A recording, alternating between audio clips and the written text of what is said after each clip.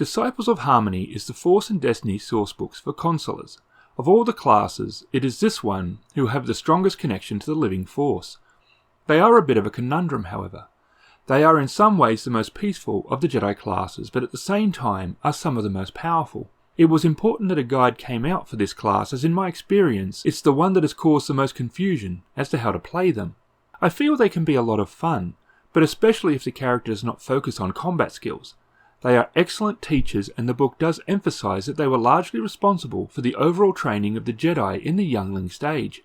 Their connection to the Force also tends to have them interested in history.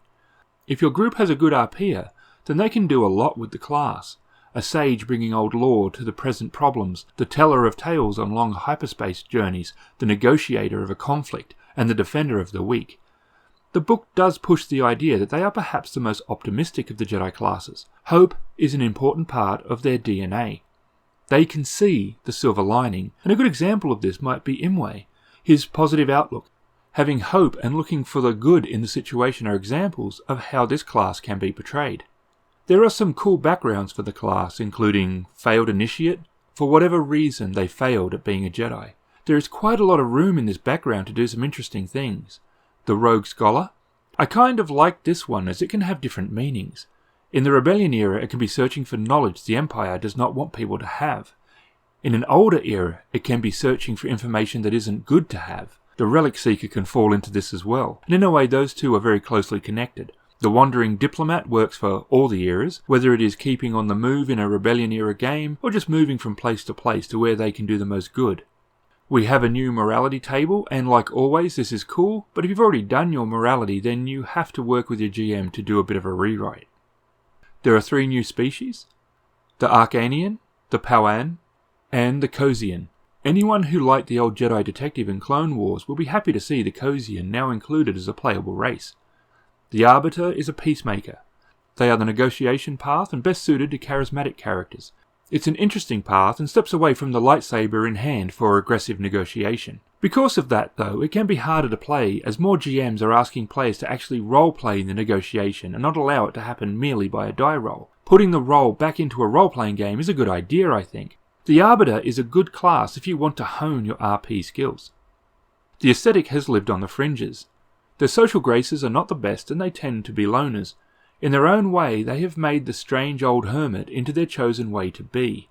They use their solitude to study a mystery, a deep personal flaw, or an annoying ripple in the Force that touches upon their serenity. The Teacher. As the name implies, the class is centered around teaching. It could be in a village or a full-blown academy.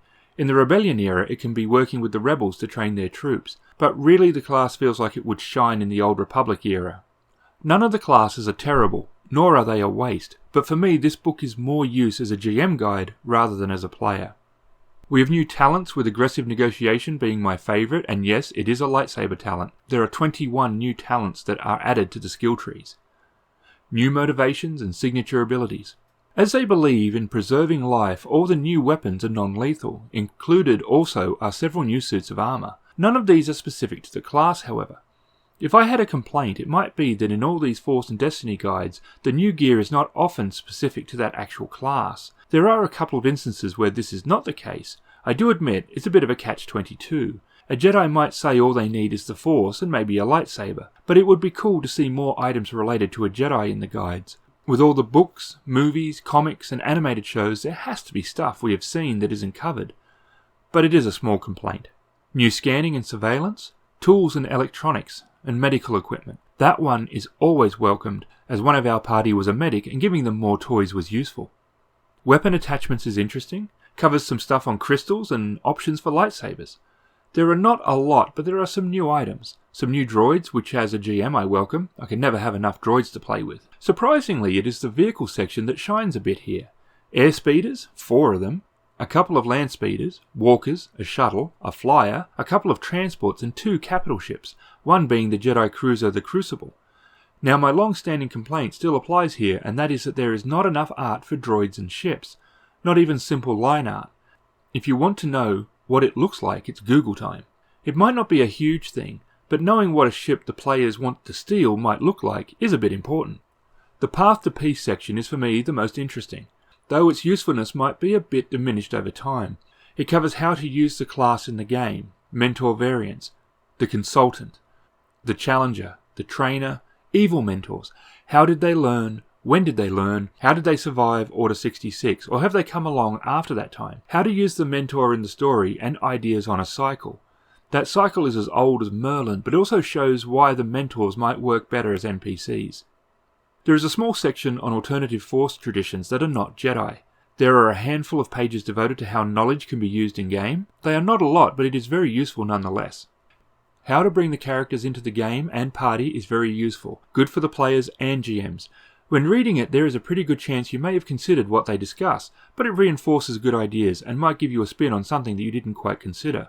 The art is exceptional as always, and there are days where that feels worth the price of the book alone. I don't think we'll be using the class much in my campaign, but I'm not unhappy I picked up the book.